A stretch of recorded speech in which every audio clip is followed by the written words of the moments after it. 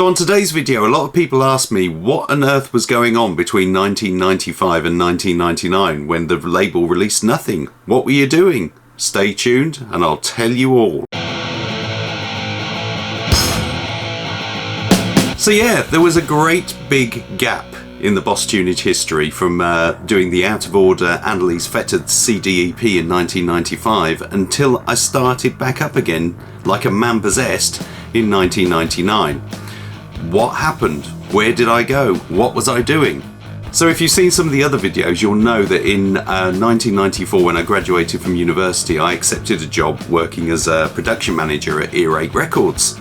And that pretty much stopped the label in its tracks because it was made very clear to me that I couldn't do a record label within working hours and my focus should be purely on Earache, which obviously made doing the label really, really tricky.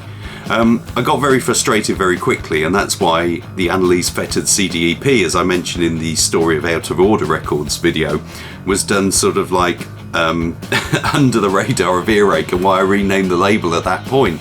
But when that all sort of fell flat on its arse, I just sort of basically gave up. And I think that, you know, my love of music, working at Earache, it wasn't a particularly happy time for me. I look back at it now and think probably you could even say that I was quite down in the dumps, shall we say.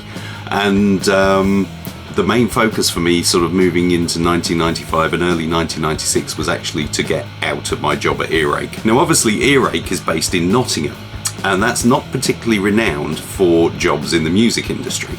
So the obvious thing for me to do was going to have to be to move to London. But it wasn't quite that simple.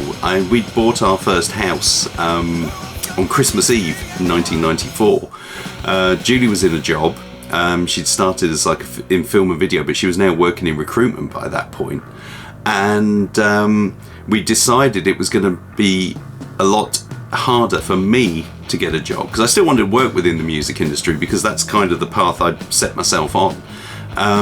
But you know, it was going to be harder for me to get a job first, so I should look at getting a job first, and then Julie would follow down into London. We'd sell the house and all this. So yeah, so I started writing and looking in the back of Music Week for any jobs based in London that might be suitable. But it wasn't quite that easy because I didn't get very much holiday at Earache. I think we were allowed like a week's holiday a year, and then he incorporated bank holidays into our holiday allowance and stuff like that. And I also remember that if you were ill, you had to speak to Dig in person, who would decide if he thought you really were ill. And if he didn't think you were really ill, you had to go in or he'd dock you a day's pay. So getting to do job interviews was actually really quite hard. And I must admit, I had a lot of relatives' funerals that I had to go to over those next few months, early in 1996. So one of the first jobs I went for was actually a production assistant at Creation Records. Now bearing in mind this was 96, so it was the height of Britpop, Oasis and V-Blur and all that. And I got down to the last two on that, just missed out, which I was really gutted about at the time because I thought that would have been a really exciting place to work at that particular point. But that led to a recommendation for me, and I was offered another job at VDC, which was a big CD plant, and they were looking for someone to be like a general manager for an actual CD plant. Luckily I turned that one down because I'd have been so out of my depth. It would have been hopeless for them and me. But I continued sending out CVs on spec, and then I got a call, I think, from Making Records, who I'd sent a CV to, who were obviously a big CD plant based in South London. And the guy who owned it, Brian Bonner, also owned half of One Little Indian at that point. So they shared their they had the CD plant, and in the offices you had One Little Indian Records, home of Bjork and Chumbawamba at that time. So anyway, I went down there and they offered me a job. So I kind of left Earache in, I think it was about August 1996, and started working down at Making Records. And I was a production planner. So what that basically meant was that I had loads of different record labels who were my customers. I'd take their orders, make sure it went through the factory and shipped out on time. And that's pretty much the job I have done my entire working life since, in the day job role. So it was all quite exciting. I felt a bit like Dick Whittington heading off down to London, you know, to where the streets are paved with gold. So I was, coming up to, I think it was 23, nearly 24 at the time. And yeah, so obviously we were still trying to sell our house, so I moved down, and Julie wouldn't follow me down into London for another 4 or 5 months. So I was living in a bed-sit place, because it was the only thing we could afford in Clapham. So it was literally a single bed, a sink and a wardrobe, and then a communal shower.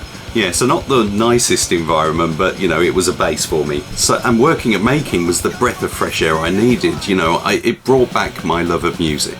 And you know, that was the thing that I realised if I'd stayed at Earache, you know, I was becoming like getting into films and more interested in films than music.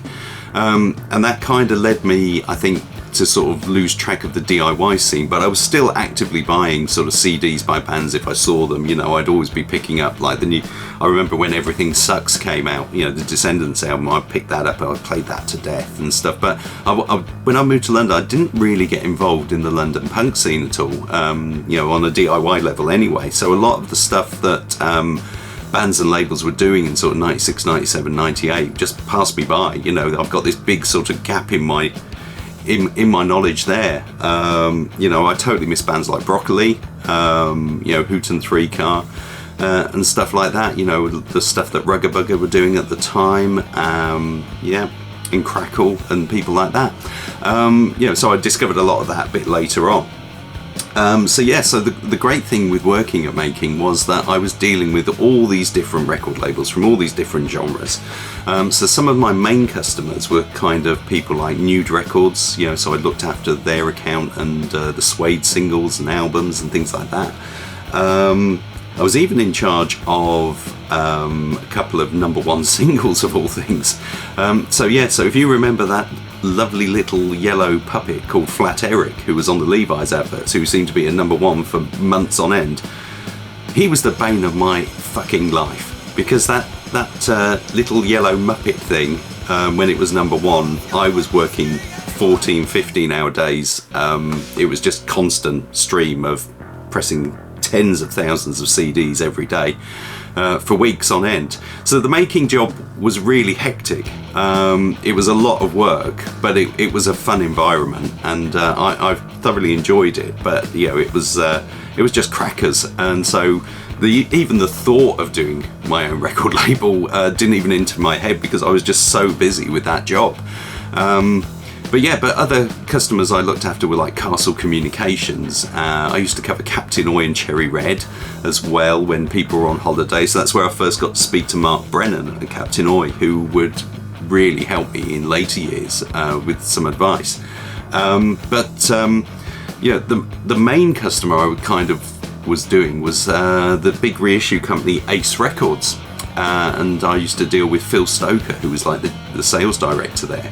And they were a fantastic company to look after, because not only had they obviously done Chiswick, Big Beat back in the day, and like Dam's Machine Gun Etiquette and stuff like this, but they were reissuing all the Stax stuff. So it was like Booker T and the MGs, Isaac Hayes, Funkadelic, you know, lots of interesting stuff. Big Star, who I was really getting into and loved at that time. So yeah, so it was always interesting, exciting. And I remember in 1998, I think it must have been, I had to go and sort of meet up with them for a client lunch, and me and the sales director guy at Making went and met Phil for lunch, and the subject just got on about saying, oh yeah, I used to do a punk label, and thought nothing of it, and just explained to Phil and said, yeah, I mean, there was loads of stuff that came out on vinyl, it was never been put out on CD. And Phil sort of raised the thing saying, well, would you like to perhaps look at compiling some of this for us, and we'll do it? And it was totally from left field, out of the blue. And he said, yeah, if you can sort of like source this stuff, put it together, write some sleeve notes and stuff, and you know, and we can pay you a small fee for each one that you do. And it was like, ooh, that sounds quite an interesting thing. And that's how HDQ's You Suck CD ended up on Big Beat, because I compiled it for Ace Records. Because I just sat there and thought, right, which of my records on LP do I want on CD? And that was the first one I thought of. So it basically put me back in touch with people like Ian Armstrong and obviously Dickie Hammond as well. And they got some money for licensing it from Ace. And we sort of put that all together, and that came out really early, I think, in 1999. So the only problem is that Ace were absolute perfectionists. So I remember we managed to get sort of like the 1/4-inch reel tape of USEC from Ian Armstrong for that. But the Looney Tunes 7-inch, which was the bonus tracks, the master didn't exist anymore. It had never come back from the cops in France, I think, who pressed it for Looney Tunes. So they went from an unplayed copy of the vinyl. But this unplayed copy of the vinyl had one sort of like pop on it. And they spent hundreds of pounds cleaning out this one pop. So basically the whole cost for the project escalated. And I was kind of saying, I'm sure it won't matter if there's one pop, you know, this is hardcore punk, it's not, you know, it's not going to be, you know, that big a deal. But they were insistent, so they did it. And I remember that I think they pressed 1,500 or something like that at the time. But of course, I think when I spoke to Phil later about it, he says, well, we've kind of broken even, you know, it's not, you know, so I'm not sure if we're going to pursue it anymore. Because also I got a bit concerned, because obviously I was going to start, you know, speaking to other bands to do this.